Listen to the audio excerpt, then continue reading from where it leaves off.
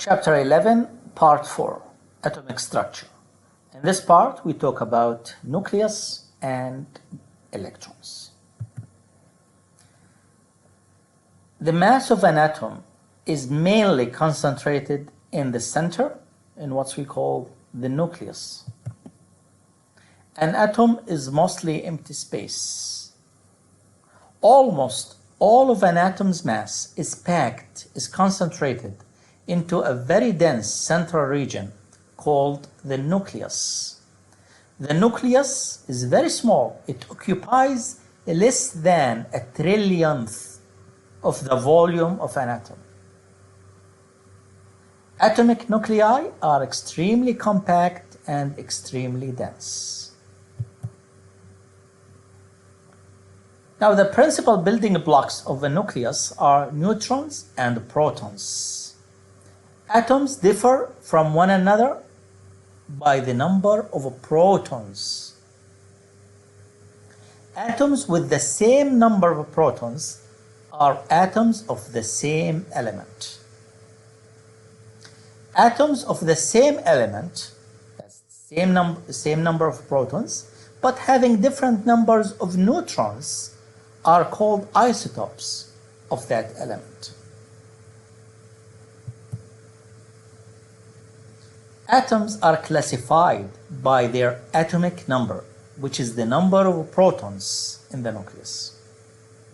For example, the nucleus of a hydrogen atom has only one proton, so its atomic number is 1. Helium has 2 protons in the nucleus, so its atomic number is 2. Lithium has 3 protons, so its atomic number is 3, and so on. Electric charge, as you know, comes in 2 types or 2 kinds, positive and negative. Protons are positive or have positive charge. Electrons, which are orbiting the nucleus, have negative charge.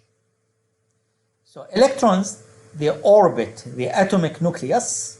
They are all identical to the electrons that flow in the wires of electrical or in electrical circuits. They have negative charge. The electron's mass is very, very small compared to protons or a neutron. So electrons do not really contribute to the atom's mass. In an electrically neutral atom, the number of charged electrons, negatively charged electrons, always equal to the number of positively charged protons. When the number of electrons in an atom is different from the number of protons, the atom is no longer neutral and it's called an ion. If it has more protons than electrons, then it is a positive ion. If the number of electrons is more than protons, it's a negative ion. So according to the classical model of the atom consists of a very small nucleus surrounded by orbiting electrons. It's just like our solar system. The atom's mostly empty space.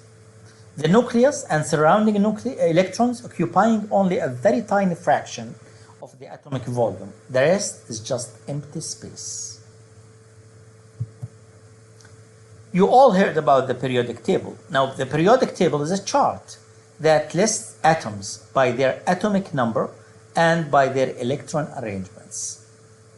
As you read across from left to right, each element has one more proton and electron than the preceding element. This is the periodic table. Now, each atom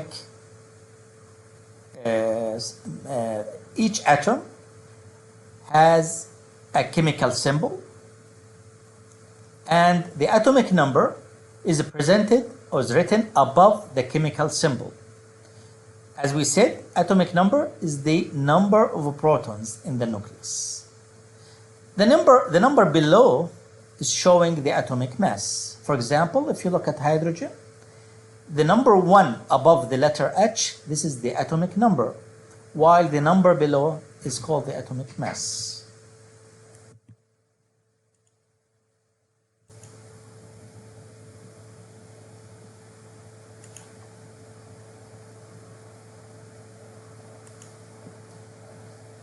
So each row in the periodic table corresponds to a different number of electron shells in the atom. Now, elements are arranged vertically on the basis of similarity in the arrangement of outer electrons. Elements in the same column are called group, and they belong to the same group or family. Elements of the same group, they have similar chemical properties because they have similar outermost electrons structure. These properties will include melting and freezing temperatures, electrical conductivity, taste, texture, appearance, and color. And